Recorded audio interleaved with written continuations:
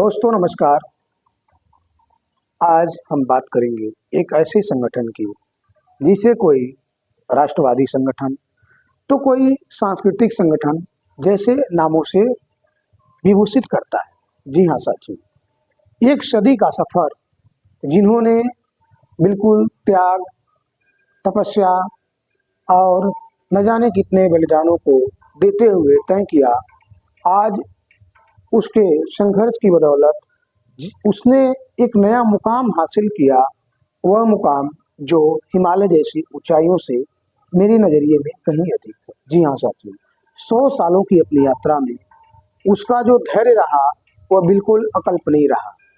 साथियों, जब उस पौधे का बीज डॉक्टर हेडगेवार ने लगाया था तो शायद उसने भी ये कल्पना नहीं की होगी कि यह एक बीज देवदार के वृक्ष के समान एक विशाल रूप धारण करेगा और सदियों तक अपना नाम रोशन करेगा। साथियों, संघर्ष के दिनों में डॉक्टर हेडगेवार ने जो यात्रा शुरू की, आज वो यात्रा एक सुखद यात्रा संघ की बनी।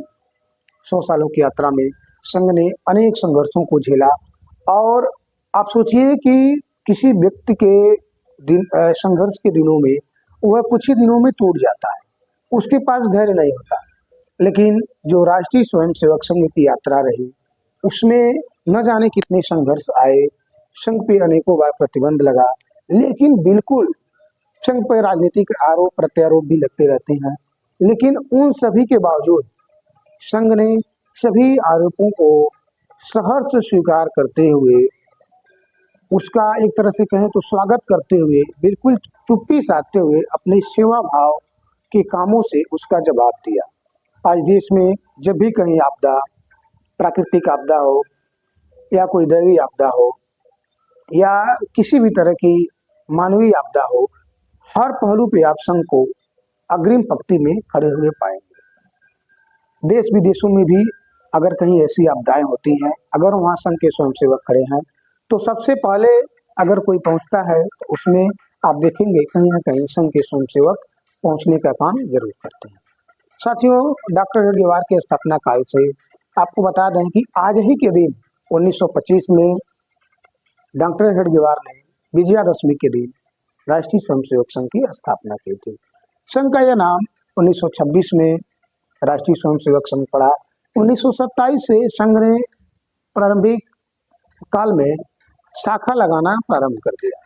संघ की जो शाखाएं थी प्रारंभ में, उसमें छोटे छोटे बच्चे जाते थे और उसके साथ डॉक्टर हेडगेवार जो है शाखा लगाते रहते थे। अब संघ की शाखाओं में क्या होता है, संघ की शाखाओं में आप देखेंगे तो मेरे नजरिए से संघ व्यक्ति निर्माण और चरित्र निर्माण की एक कार्यशाला है। उन्हीं बच्चों के साथ डॉक्टर हेडगेवार जो है निरंतर शाखा लगाते रहते थे। अब उसके बाद धीरे धीरे संघ के बढ़ने का कारवां चलता गया और उसी दौरान डॉक्टर हेडगेवार का निधन हो जाता है। डॉक्टर हेडगेवार के दुखद निधन के बाद गोलवरकर, जिन्हें गुरु जी के नाम से जाना जाता है, उन्होंने संघ की कमान संभाली। संघ के एक संगठन आपको बताते हैं, संघ के विशाल मजबूत वृक्ष में एक शाखा संघ का विद्या भारती भी है। विद्या भारती एक शैक्षिक संस्थान है। विद्या भारती से न जाने कितने ऐसे लोग पढ़े। आज संघ जहां दुनिया का सबसे बड़ा संगठन है, सांस्कृतिक संगठन कहा जाए या राष्ट्रवादी संगठन कहा जाए, लेकिन संघ अपने आप को एक स्वयंसेवी संगठन मानता है। वहीं आज विद्या भारती दुनिया का सबसे बड़ा शैक्षणिक संस्थान है जिसमें 28,000 से अधिक विद्यालय संचालित होते हैं। सबसे बड़ा राजनीतिक दल जो है भारतीय जनता पार्टी, उसकी बीज भी जो अगर कहीं निकली है तो उसी विशाल वृक्ष से निकली है जिसका नाम राष्ट्रीय स्वयंसेवक संघ है। उसके बाद विद्यार्थी परिषद, सेवा भारती, हिंदू जागरण मंच, ऐसे न जाने कई दर्जन संगठन संघ के अनेक मजबूत शाखाओं के रूप में उससे जकड़े हुए हैं जो संघ को मजबूती प्रदान करते हैं। अब हम त्याग और बलिदान का जिक्र क्यों कर रहे हैं, आप मानेंगे नहीं। देश में वामपंथी विचार के खिलाफ लड़ते हुए संघ के न जाने कितने कार्यकर्ताओं ने अपनी जान दे दी। संघ के न जाने कितने कार्यकर्ताओं के बलिदान का यह जीता जागता उदाहरण है कि संघ अपने इस अवस्था में आया। उसके कार्यकर्ताओं ने कहीं भी अपने मन में ये झिझक नहीं ली कि हमारे साथ ऐसा हो सकता है, हमारी जान जा सकती है। दीनदयाल जी की हत्या हो, ऐसे न जाने कितने कार्यकर्ताओं की बलिदान जो है संघ में।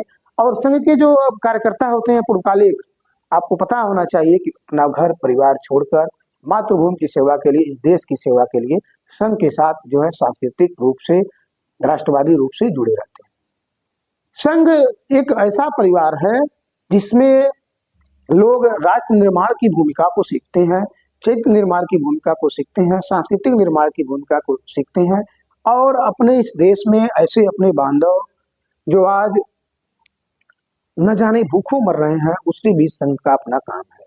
वनवासी कल्याण आश्रम इसका जीता जागता उदाहरण है, जहाँ पैसों के अभाव में लोग धर्म का प्रलोभन देकर धर्म परिवर्तन कराते हैं। उनके अपने बांधों, अपने भगनियों के बीच में जाकर संघ उनको जागरूक करने का काम कर रहा है, उनकी शिक्षा व्यवस्था को तंदुरुस्त करने का काम कर रहा है। और वनवासी कल्याण आश्रम में ऐसे अपने भाई बहन रहते हैं जो शिक्षा को ग्रहण करते हैं, जिनका सारा खर्चा राष्ट्रीय स्वयंसेवक संघ का वनवासी कल्याण आश्रम जो है निर्वहन करता है। अब कहीं भी कोई आपदा हुई तो संघ इसमें जो है अपने गुरुदक्षिणा कार्यक्रम के माध्यम से समाज से सहयोग लेकर जो है देश के उत्थान के लिए, लोगों के उत्थान के लिए काम करता है।